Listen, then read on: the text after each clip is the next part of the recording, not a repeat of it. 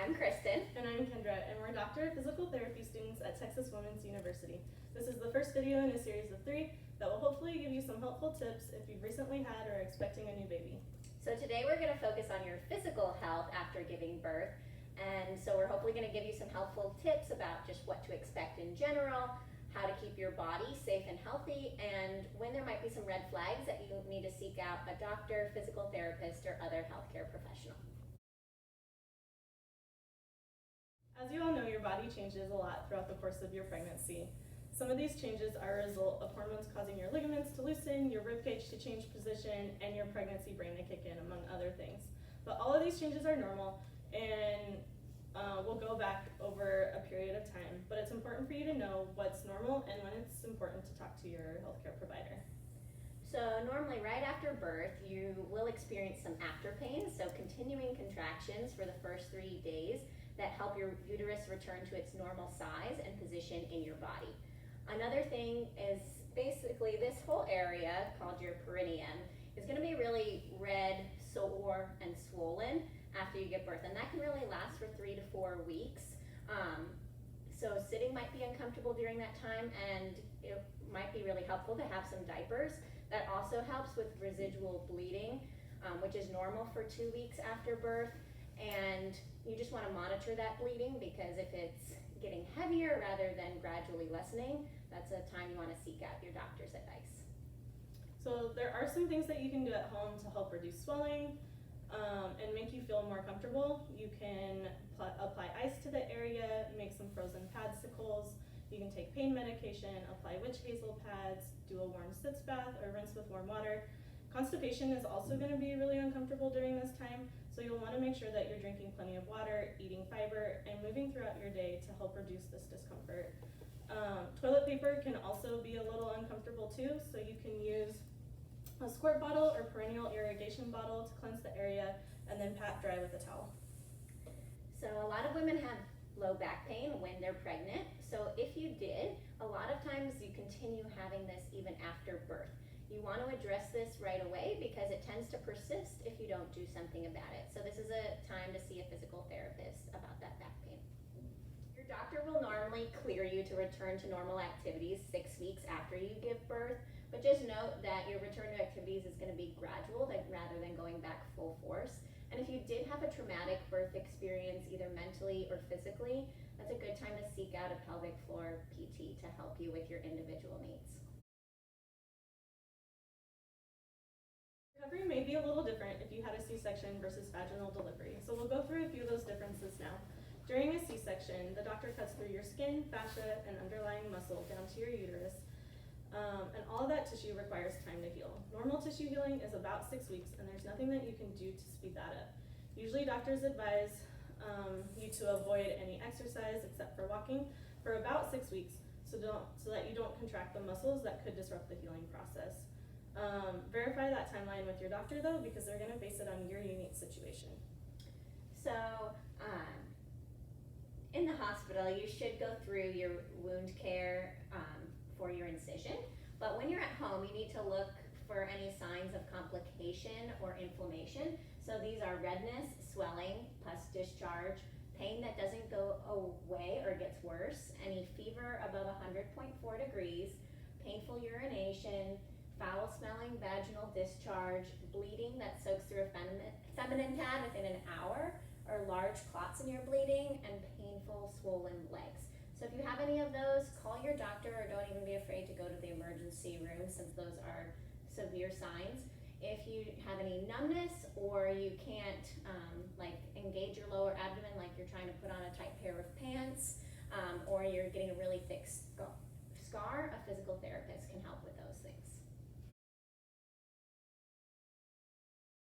If you had a vaginal delivery, there's fewer concerns about returning to activities. The big question is whether you had any complications or vaginal tearing during birth. Vaginal tearing is classified into 1st degree, 2nd degree, 3rd degree, and 4th degree based on the amount of tissue that's been torn. So it's important to talk to your doctor or midwife about the extent of tissue that was torn for you before performing pelvic floor exercises. So let's talk about a couple common issues that some women have postpartum, and that's leakage and diastasis rectus abdominis, which we'll just call DRA from here on out. So leakage is actually pretty common and normal for 3 to 4 weeks after birth. And you might have some fecal incontinence too, where you feel like you can't hold in your gas, or when you go to wipe, you notice fecal matter even though you thought you only urinated. If you're experiencing this any longer than 3 to 4 weeks though, you do want to seek out help, talk to your doctor, go to a physical therapist, especially after 3 months, it could become a long-term problem. So a lot of people have heard about Kegels, and these are a fine place to start, but most leakage is going to occur during movement because the pelvic floor is connected with a lot of other muscles. So now that we've talked about pelvic floor exercises a few times, let's just get a visual of where your pelvic floor muscles are at, okay? And we're going to try a little exercise together to learn how to contract them. So if you're cleared by your doctor, you can do this with us, and you can just do it sitting, but if you want to lay down like Kendra here, we'll kind of go through the steps. So to contract those muscles, you want to feel like you're trying to hold in pee, or you're trying to stop the flow of urine. So if you put your hands right on your front of your hip bones, you should feel it flatten a little bit when you try and do that. Make sure you're still breathing while you do that, and try and hold for a few seconds. If you want to avoid arching your back or puffing out your stomach while you do it, you want to try and just isolate the pelvic floor. Once you get comfortable with this and try it a few times, you can work your way up to 10 seconds. Overall, this will strengthen the muscles that prevent leakage, but ultimately you want to be able to do it during activities too, since that's when leakage most commonly occurs. We do want to warn against making it a habit of stopping your flow of urine while you're actually using the restroom though, because if you do it frequently, it can lead to things like incomplete bladder emptying, urinary urgency or frequency, and UTIs. And if you experience pain while doing this exercise, seek out the help of a pelvic floor PT before continuing to do it. The other common issue is DRA, which is a separation of your six-pack abdominal muscles, which happens because of the stretching of the fascia during pregnancy or labor and delivery. This is completely normal, and it should decrease over time and go back to its usual shape. But if it doesn't, you might not like how it looks, and sometimes there are issues associated with it because it's not supporting your core muscles like it should be. Some things you can do at home, if you notice this separation, is avoid bearing down when you're using the restroom.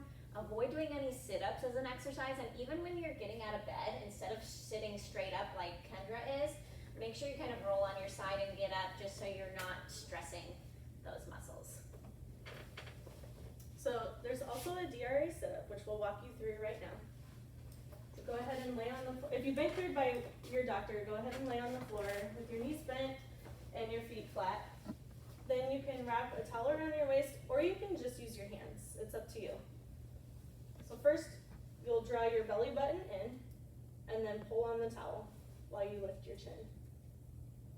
Hold for a few seconds, and then relax. You can start with just a couple reps at a time, and then build up to doing 10 to 20. Whether you exercise during your pregnancy or not, we really want to encourage everyone to get back to regular activity and exercise postpartum. You do want to talk to your doctor about when it's safe to resume normal activity, and you do want to just remember to go gradually. You may not be able to go full force at the beginning, but if you ease back into it, there's so many health benefits with having a regular exercise program. With a new baby, you're going to be doing a lot of holding and lifting, as well as getting into prolonged positions when breastfeeding.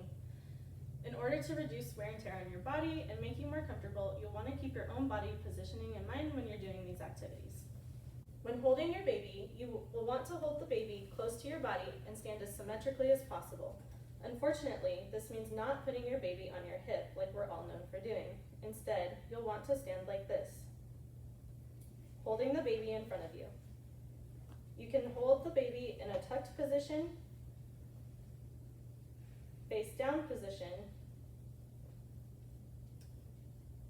or sideways.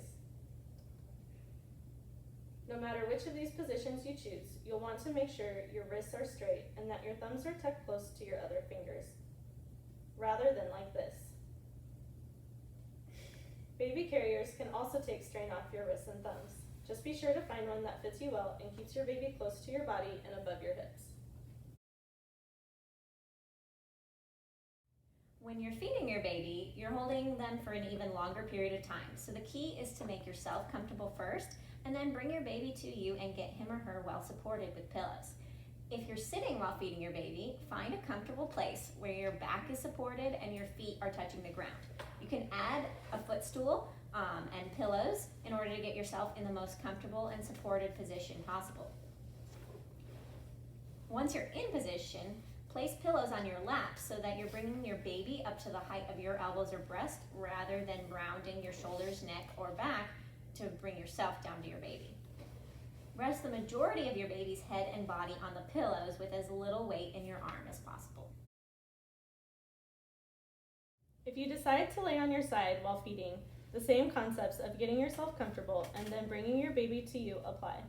First, find a comfortable place where your back can be supported, either by adding pillows behind you or leaning against something like the back of a couch.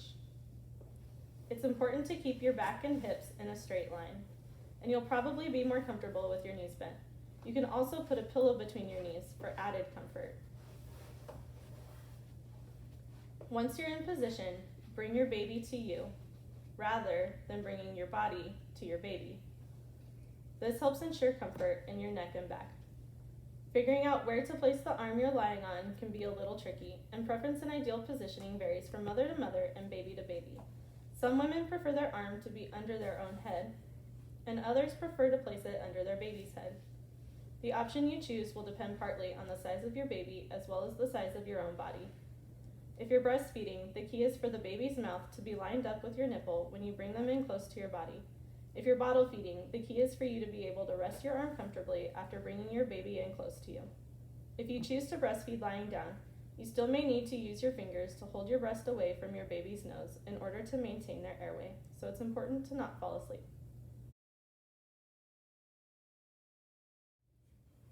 When lifting your baby, we have an acronym called BACK, B-A-C-K, and this applies to whether you're lifting your baby or an item like a car seat. So for the B is back is kept straight. This doesn't mean don't lean forward. You should bend at your hips and avoid curving your spine. A is for avoid twisting.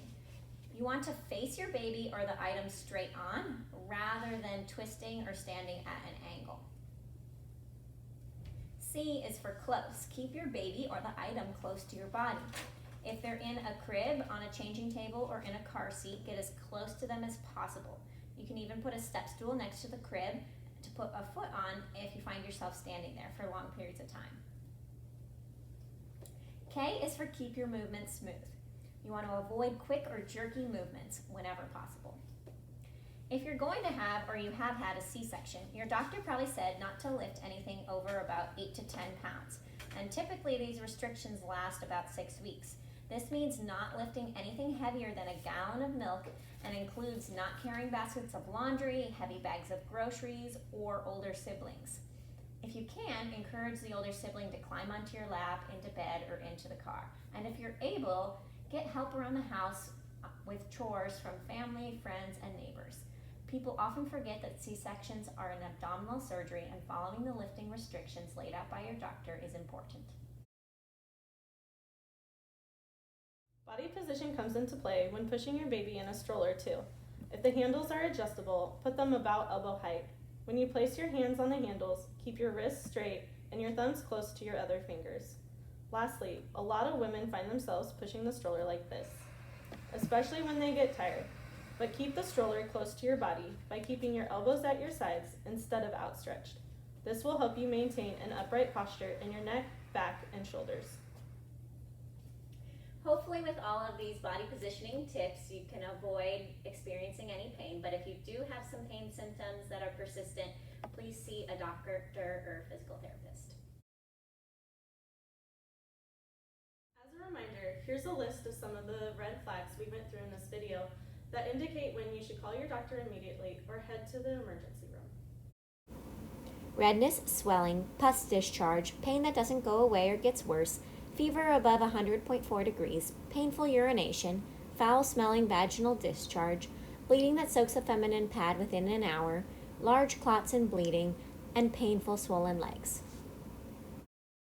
And some reasons to seek out the help of a pelvic floor physical therapist, or at least talk to your doctor, are the following. Urinary leakage or fecal incontinence lasting more than 4 weeks, pain or discomfort performing pelvic floor contractions or Kegels, pain that doesn't go away with changing your body positioning, or difficulty with lactation.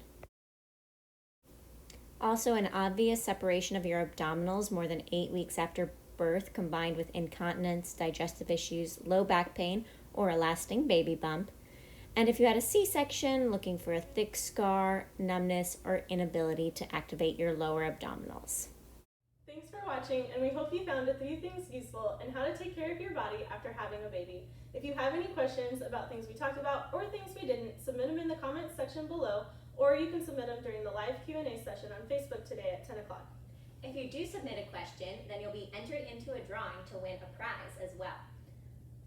After the Q&A today, we have a social session where you'll get to meet all the moms in the community and get to know others who are going through this same journey.